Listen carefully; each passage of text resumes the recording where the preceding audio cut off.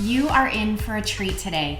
Today we are combining a few of my favorite flavors. We are combining chocolate, caramel, and pecans in this simple yet over-the-top cookie.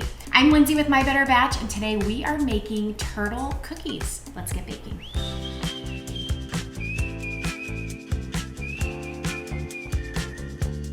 If you've watched any of my recipes, you know that I love a good base recipe. It's a recipe that can be used in a multitude of different ways. And today, our cookie recipe is no different. We are using my base recipe for chocolate sugar cookies.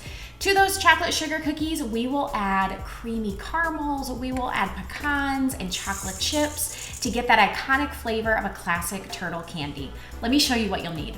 For this recipe, you'll need 1 cup of unsalted butter, softened, 1.5 cups of light brown sugar, 2 eggs, 1 teaspoon of vanilla extract, 2 cups of all-purpose flour, 1 teaspoon of salt, 1 teaspoon of baking soda, 3/4 of a cup of unsweetened cocoa powder, 1/2 cup of semi-sweet chocolate chips, 1 bag of soft caramels, and 1 cup of pecans, both chopped and whole. If you've not made my chocolate sugar cookie recipe before, here's a quick refresher. In a medium-sized bowl, combine all of your dry ingredients. This includes 2 cups of all-purpose flour and 3/4 of a cup of unsweetened cocoa powder, 1 teaspoon of baking soda, 1 teaspoon of salt. With a whisk, just gently combine these ingredients together and set to the side. In the base of my stand mixer, I'm going to cream together my butter and sugar. Today, we are only using brown sugar. Baking cookies with brown sugar does a few things. Number 1, moisture retention. Brown sugar contains molasses, which adds moisture to the cookies. A cookie made with brown sugar is generally more moist and chewy compared to those made with granulated sugar.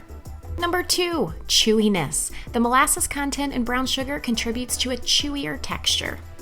And number 3, tenderness. Cookies made with brown sugar tend to be more tender, partly due to the moisture content.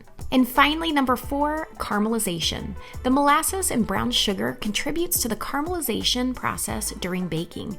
This can lead to a slightly crispy edge on the cookies, adding a wonderful contrast to the chewy interior. Now we're just going to cream these ingredients on medium-low until they are fully combined. A creamy, pale consistency should form, and there will be no visible sign of butter or brown sugar.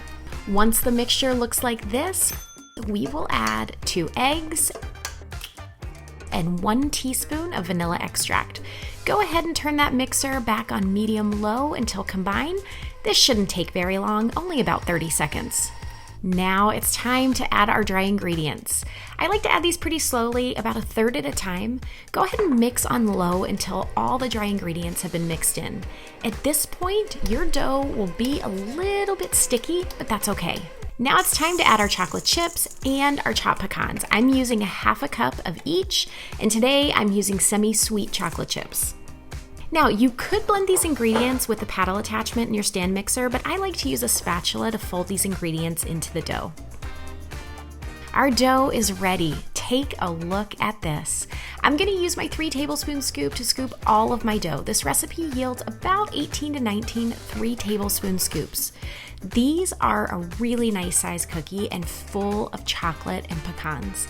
But you might be wondering, where is the caramel?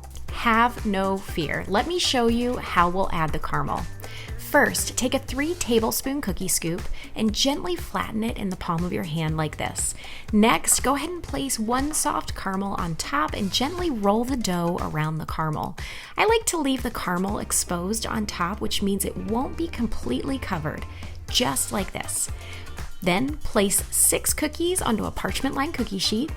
And last, go ahead and throw that into a 375-degree oven for about 11 to 12 minutes. Our cookies have come out of the oven and we're ready to finish them off.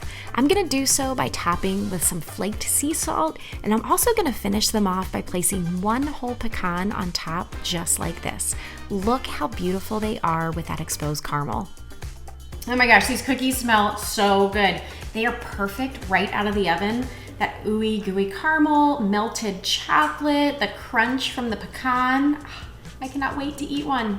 These would also make a really great addition to an ice cream sundae topped with vanilla ice cream, a little bit of caramel drizzle, maybe some hot fudge, just an idea.